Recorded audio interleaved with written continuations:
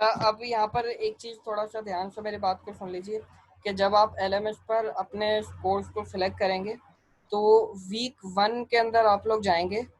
Week 1 में यहाँ पर मैंने आपको जो असाइनमेंट दी थी, छुट्टियों में जो असाइनमेंट आप लोगों को मिली थी, वो आप लोगों को यहाँ पर दोबारा से सबमिट करनी है। तो जिन लोगों ने असाइनमेंट मुझे सेंड कर दी थी वो लोग भी यहाँ पर असाइनमेंट को दोबारा सबमिट करेंगे, और जिन लोगों ने नहीं भेजी थी उन लोगों को फिर मैं चांस दे रहा हूँ कि वो अपनी असाइनमेंट को यहाँ पर सबमिट करें, क्योंकि ये रिक्वायरमेंट है एलएमएस पर आप सब लोगों की असाइनमेंट का होना लाजमी है। ये चीज़ ध्यान में रखिएगा। तो ये असाइनमेंट आपको कहाँ मिलेगी? आपके एलएमएस में। जब आप अपने वीक 1 को सिलेक्ट करेंगे मेरे सब्जेक्ट को लेकर, वीक 1 में असाइनमेंट को लेकर यहाँ पर ये असाइनमेंट मैंने पीडीएफ फाइल में, अच्छा ध्यान रखिएगा, पीडीएफ फाइल में कन्वर्ट करने के बाद ही आपको यहाँ पर अपलोड करनी है, ठीक है? एक बात तो ये हो गई। दूसरी चीज़ ये है कि आप जब अपने सब्जेक्ट को लेकर वीक 9 सिलेक्ट करेंगे, अपने सब्जेक्ट को लेकर वीक 9 जब आप सिलेक्ट करेंगे तो वीक 9 के कोर्स मटेरियल्स के अंदर मैंने यहाँ पर आपको जो भी हमने अभी तक पढ़ा था, chapter 1, chapter 2, chapter 3 agile development तक, यहाँ पर जो भी हमारी पावर पॉइंट की स्लाइड्स वगैरह थी वो यहाँ पर मैंने अपलोड कर दी है। वीक 1 में आपको आपकी असाइनमेंट सबमिट करनी है। वीक 9 के अंदर आपको यहाँ पर आपके कोर्स मटेरियल्स मिलेंगे।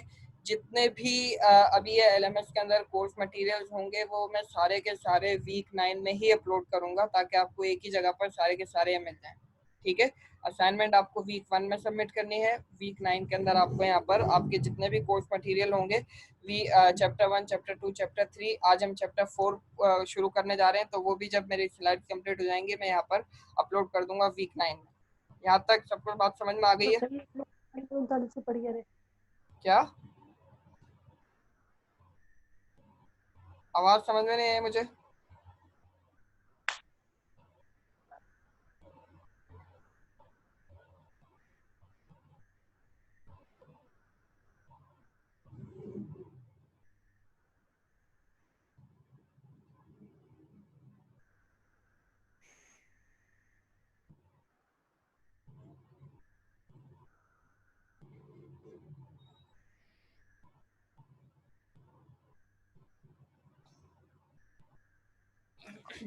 चलें एक क्विक ओवरव्यू कर लेते हैं। अभी हमने जो चैप्टर 3 के अंदर अजाइल डेवलपमेंट को देखा था उसका एक क्विक रिव्यू करके फिर आगे की तरफ हम मूव करते हैं। सबसे पहले हमने चैप्टर 3 में देखा था कि एजिलिटी क्या होती है। तो एजिलिटी की यहाँ पर डेफिनेशन आपको लिखी हुई नजर आ रही होगी। What is agility? Effective and rapid response to change is known as, आपके पास agility, effective, rapid and adaptive response to change. Effective response to change is known as agility. अब वो कुछ भी हो सकता है, वो आपका टीम मेंबर भी कोई चेंज हो सकता है, या कोई नई टेक्नोलॉजी आ गई है, या आपकी कोई रिक्वायरमेंट चेंज हो रही है, तो ये आपके पास एजिलिटी कहलाती है कि उस चेंज को आप किस तरह इफेक्टिवली रिस्पॉन्ड करेंगे, ठीक है? इसके बाद फिर हमने कुछ चीज़ें पढ़ी थी कि इफेक्टिव कम्युनिकेशन भी आपकी एजिलिटी का पार्ट है, कि बिजनेस पर्सन और जो डेवलपर है उनके बीच में इफेक्टिव कम्युनिकेशन होनी चाहिए।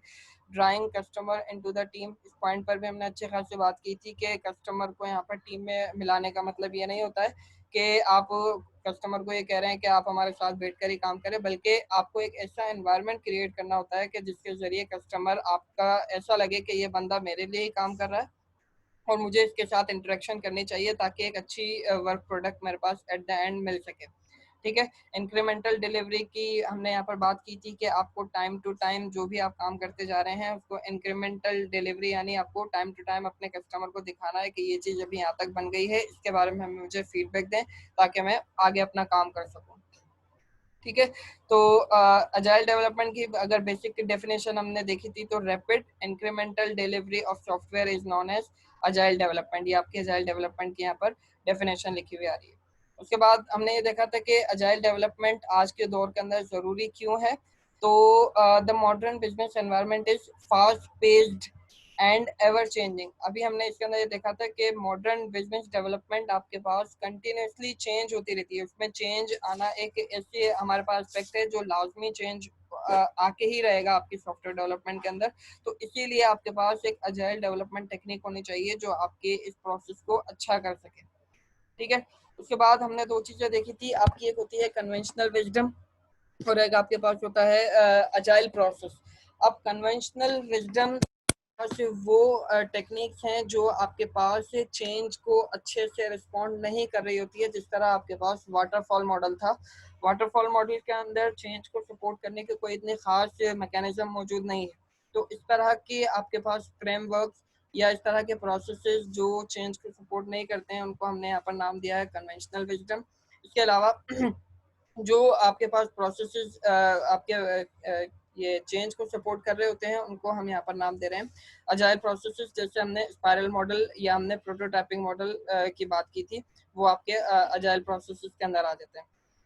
अब फिर उसके बाद हमने इस ग्राफ पर भी अच्छे खासे बात की थी एंड कॉस्ट ऑफ चेंज के जब आप एक अजाइल प्रोसेस को इस्तेमाल करेंगे तो आपके कॉस्ट के ऊपर क्या असर पड़ेगा, और जब आप एक कन्वेंशनल विजडम को इस्तेमाल करके अपने सॉफ्टवेयर को डेवलप करेंगे तो आपके कॉस्ट के ऊपर क्या असर पड़ेगा।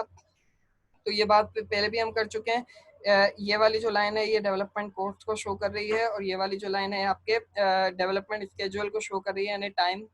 तो अगर आपने यहाँ पर एक अजाइल प्रोसेस को इस्तेमाल किया है तो आप देख सकते हैं कि आपका जो कॉस्ट है वो काफ़ी कम यहाँ पर ग्रो कर रहा है as compare to conventional wisdom. जब आप कन्वेंशनल विजडम के थ्रू अपने सॉफ्टवेयर डेवलपमेंट को करेंगे तो जैसे ही आपके पास कोई चेंज आएगा तो आपकी कॉस्ट एकदम से हाई हो जाएगी, आपको काफ़ी ज़्यादा वहाँ पर मेहनत भी लगेगी।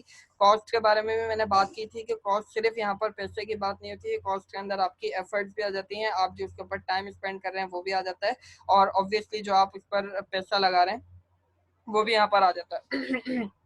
तो कॉस्ट ऑफ चेंज के अंदर जब आप अजाइल प्रोसेस के जरिए काम करेंगे तो आपका कॉस्ट बहुत कम होगा, और जब आप एक कन्वेंशनल विजडम यानी वाटरफॉल मॉडल टाइप के प्रोसेस को इस्तेमाल कर रहे हैं तो आपका जो कॉस्ट है वो एकदम से बहुत ज़्यादा हाई हो जाता है। उसके बाद हमने कुछ प्रिंसिपल्स देखे थे कि एजिलिटी प्रिंसिपल्स होते हैं। सबसे पहले आपके पास होता है कि आपको अपने कस्टमर को सेटिस्फाई करना है। दूसरा, आपको वेलकम चेंजिंग रिक्वायरमेंट्स के ऑब्वियसली चेंजेस आपके पास आएंगे तो ऐसा ना हो कि आप उन चेंजेस को मना ही कर दें कि ये काम में नहीं कर रहा, ये इस तरह से बहुत नेगेटिव असर पड़ता है और क्लाइंट में भी आपको दोबारा कोई प्रोजेक्ट दे ही ना। तो वेलकम चेंजिंग ये आपके एक एजिलिटी का एक प्रिंसिपल है।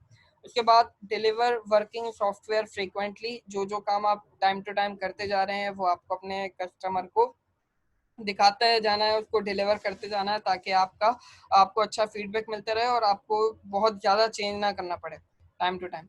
उसके बाद business people and developers must work together daily. आप कम से कम डेली यहाँ पर लिखा हुआ है लेकिन ऐसा ज़रूरी नहीं होता, आप कम से कम हफ्ते में 2 या 3 मीटिंग्स अपने कस्टमर के साथ रखें ताकि आप डिस्कस कर सकें कि क्या क्या काम अभी तक हो चुका है।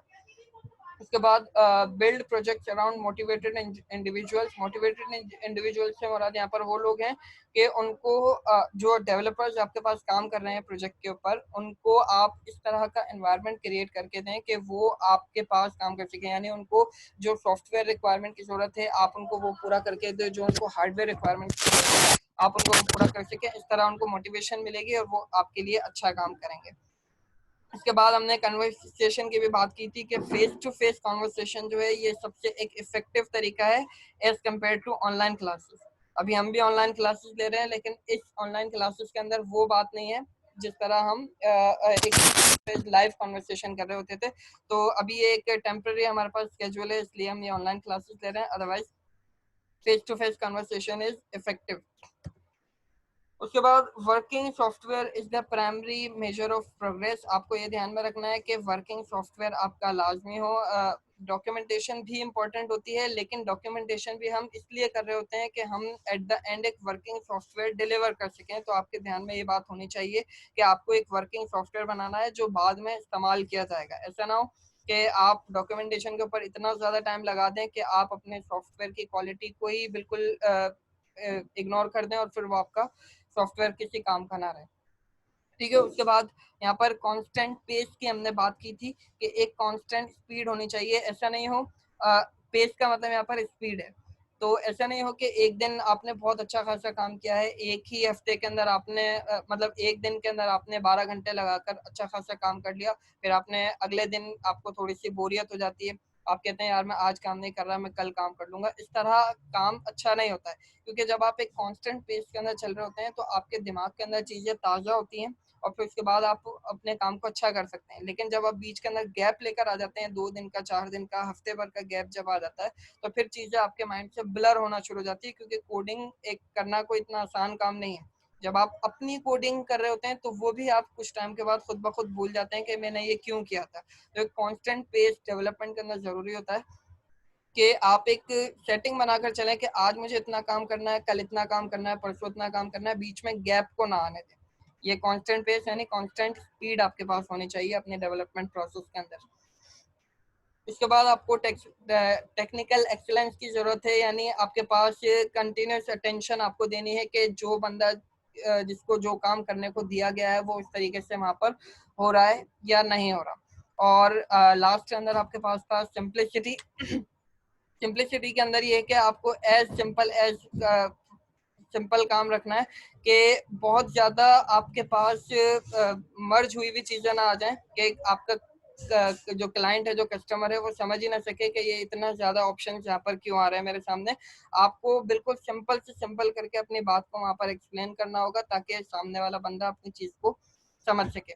तो ये हमने एजिलिटी, ये ह्यूमन फैक्टर्स इतने ज्यादा इंपॉर्टेंट नहीं है, आप इसको एक दफा खुद से देख लीजिएगा।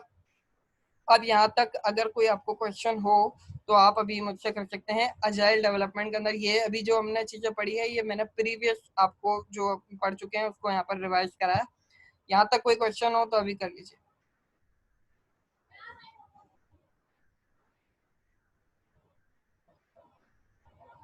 कोई भी क्वेश्चन नहीं है?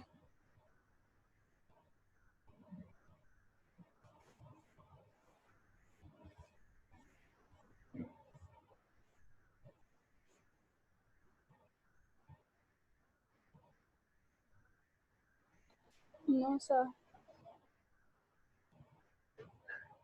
बाकी और कोई कोई क्वेश्चन नहीं है? ये राजेश। सर अजाइल प्रोसेस बता सर। दे। No sir. राजेश आपने हैंड रेज किया हुआ है। सर अजाइल वो प्रोसेस के बारे में रिपीट कर दे। जी 1 मिनट में बता देता हूँ। सर वो गलती से हो गया सर। सर ये हर क्लास में कर देता है, आप छोड़े।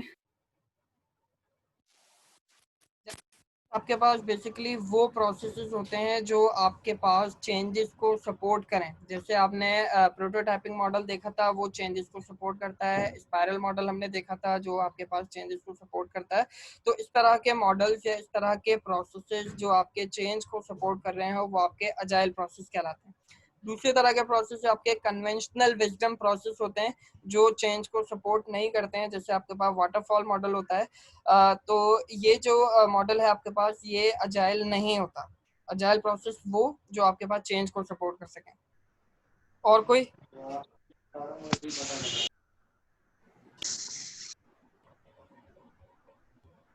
क्या कह रहे हो काशान?